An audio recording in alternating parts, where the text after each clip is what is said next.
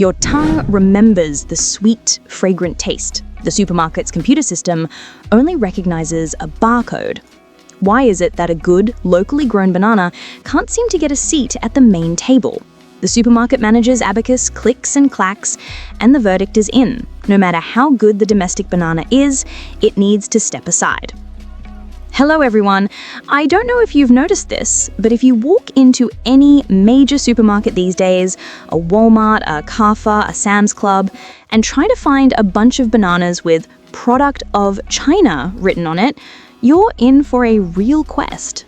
The shelves are gleaming with golden bananas, arranged with the precision of an honor guard, but 99% of them are proudly sporting labels that say "exported from the Philippines" or "Ecuadorian origin." It's gotten to the point where young people are facing a soul-searching question from their parents after a grocery run. Why do you only buy imported bananas? And when they think about it, they're stumped too. Have all the domestic bananas in China just vanished into thin air? This whole thing is deeply strange. China is a vast country with excellent banana growing regions in Hainan, Guangdong, and Yunnan. So why are we letting imported fruit have a solo performance on our shelves?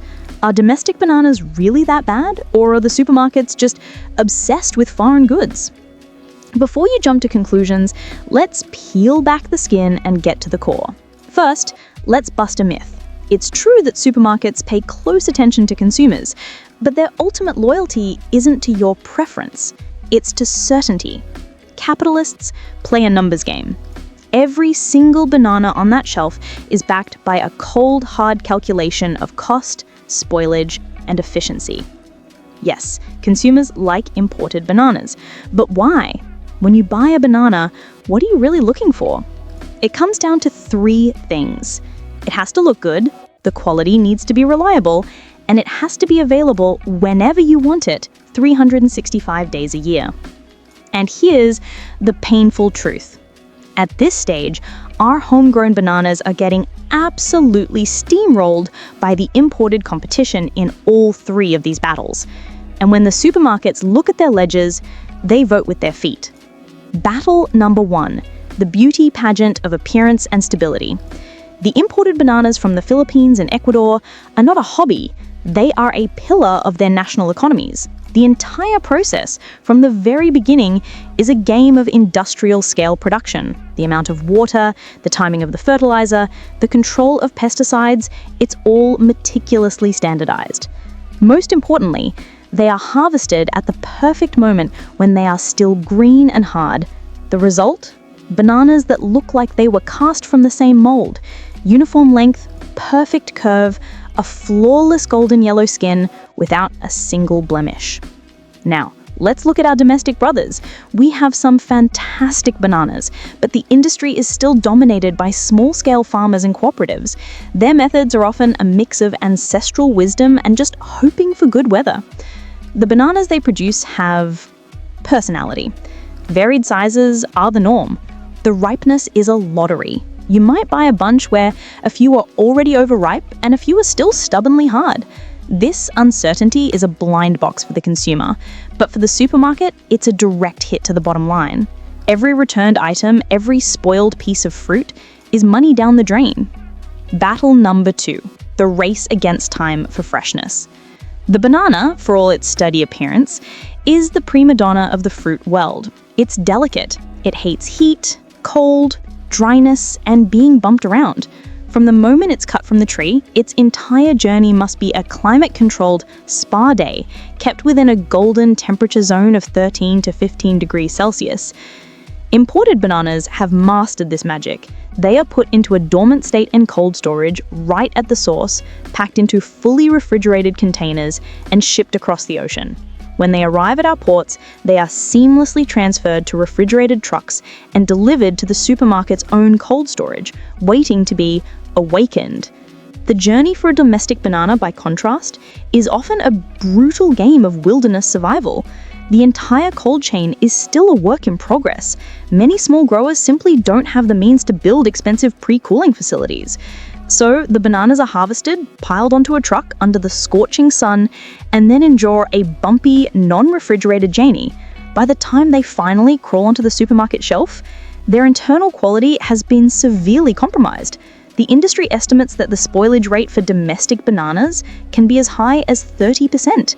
For the fully armored imported bananas, less than 5%.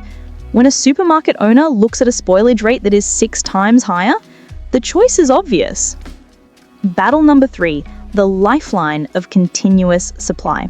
The mantra of any large supermarket is uninterrupted supply 365 days a year. Because they have trained us, the consumers, to be demanding. We want bananas today, tomorrow, and during a typhoon. The main producing countries for imported bananas are located in tropical rainforest zones. The climate is as stable as a rock. Combined with their scale of production, their supply is incredibly reliable. A contract is a contract. Our domestic bananas, however, have to deal with the whims of Mother Nature. Typhoons and frost are the 2 great assassins of the banana harvest in southern China. One strong typhoon can wipe out an entire season's crop. And even without disasters, different regions have different harvest times, creating gaps in the supply chain. The numbers tell the story. We import nearly 3 times the volume of bananas that we produce domestically. To ensure the shelves are never empty, supermarkets have no choice but to cling tightly to the leg of the imported banana giants. So, is it game over for the Chinese banana? Not so fast. We have a trump card that, if played right, could change everything. Freshness. A domestic banana's journey from the farm to your mouth is a fraction of the distance an imported one travels. If, and this is a big if, we can perfect our harvesting times and build a seamless cold chain, the tree-ripened flavor and texture of a fresh domestic banana will absolutely crush the competition that has been picked green and artificially ripened after a long sievage. The discerning consumer already knows that the soft, fragrant sweetness of a truly fresh banana is the pinnacle of the banana world. When our domestic industry finally masters standardization, builds a robust cold chain, stabilizes its supply, and tells a compelling brand story, a return to the main stage of the supermarket is not just possible, it's probable. Capital never sleeps, but a truly superior product can never be buried forever. This industrial upgrade, a story told through a single banana, is one worth watching. A poet of our modern age might say of this moment, "The golden imports, a regimented crew, leave local growers with a bitter view. A third are lost before they reach the store, a bumpy road, a journey to deplore.